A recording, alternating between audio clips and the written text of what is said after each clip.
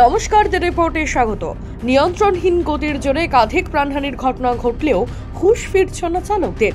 এর আগে রাস্তা খারাপ, প্রশাসনের নজরদারির অভিযোগ উঠলেও এবার মেইন রোড পেরিয়ে পাড়ার রাস্তাতেও ঘটল মর্মান্তিক দুর্ঘটনা।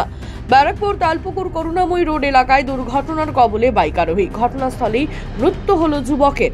ঘটনাকে কেন্দ্র করে চাঞ্চল্য ছড়ালো এলাকায়।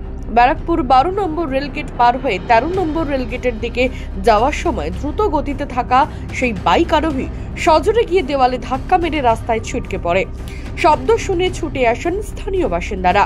কি বলছেন তারা, শুনবো।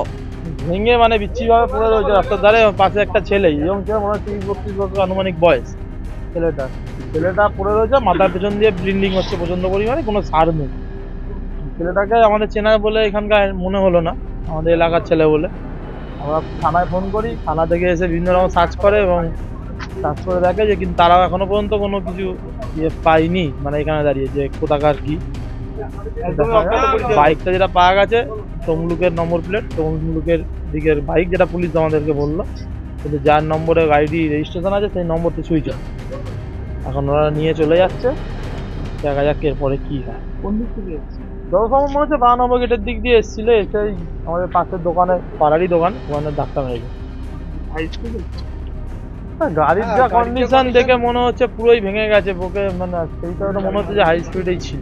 আর দেয়ালটাও পুরো ভেঙে গেছে, দেখতে পাবেন আপনার, ঢুকে গেছে, দেয়াল ভেঙে গেট অব্দি খুলে গেছে, মনে হচ্ছে হাই স্পিডেই ছিল। খবর পেয়ে ঘটনাস্থলে এসে পৌঁছায় টিটাগড় থানার পুলিশ। ঘটনাস্থলে যুবকের মৃত্যু হয়েছে বলে খবর। এখনো পর্যন্ত মৃতের নাম পরিচয় জানতে পারেনি পুলিশ। তবে বাইক আরোহী এলাকার বাসিন্দা না হওয়ায় তার পরিচয় জানতে কার্যত বেগ পেতে হচ্ছে প্রশাসনকে।